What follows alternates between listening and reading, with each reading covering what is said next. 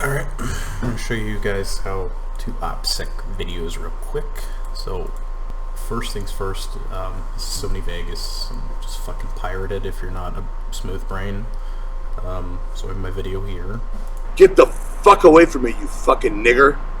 Okay, there you go. I'm going to blur his face out now, so I'm going to be clicking this icon here. Event pan and crop. So let's zoom out real quick. Down here in this corner, I click the mask function. Now I can choose a shape. I usually will go with a circle. It's just sometimes it's easier. Now I have that circled. Now if I were to move this window over, you'll see that it would just have his face. Now if I hit this little minus sign here, it does the exact opposite. It inverts it. So I have this here. Now I'm going to control the timeline, and he's going to move his head a bit.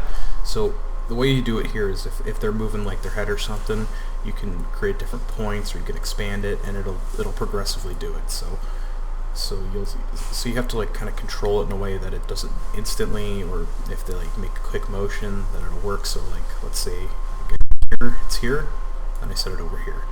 Now let's watch it on the actual timeline itself and see what happens. Get the fuck away from me, you fucking nigger. See what I'm talking about?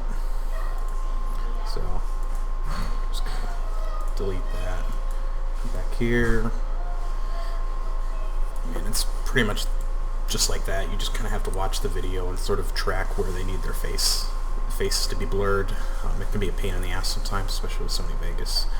Then you just render the video like you would a normal one. Alright, then I'm gonna go on to showing you how I opsec my photos. One thing I didn't actually think, looking back at the recording of how to opsec a video, I don't think I made it entirely clear with the event pan and crop, especially if people are making like sudden movements with their head or they're walking away. When you put stuff on your timeline, like a mask on your timeline of videos, you kind of have to, like, let's say if his face was here and he was going to suddenly walk this way, I can't start dragging us until he decides to do it. Like if let's say he does it here, otherwise what's going to happen, I'll show you what will happen if you do it that way. You kind of want to make it more sudden. What's going to happen is it's going to slowly work its way over there, slowly. So when they're making changes in the face, or their face is changing location, you want to make sure you don't do it like this. You actually have to make it sure that it follows it in a proper manner, otherwise it's just going to slowly loom over and it's going to be unopsec'd. So that's why it's such a pain in the fucking ass. But once you get it down, it's easy. It's just kind of tedious work, especially with videos. Other than that, it's very easy to do. It just takes time, like with anything that's worth doing.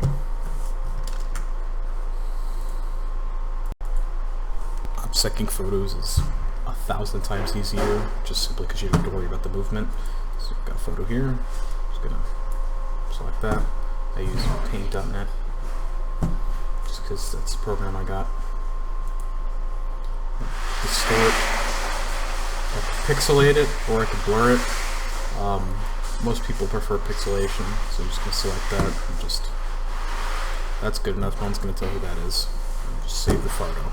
That simple.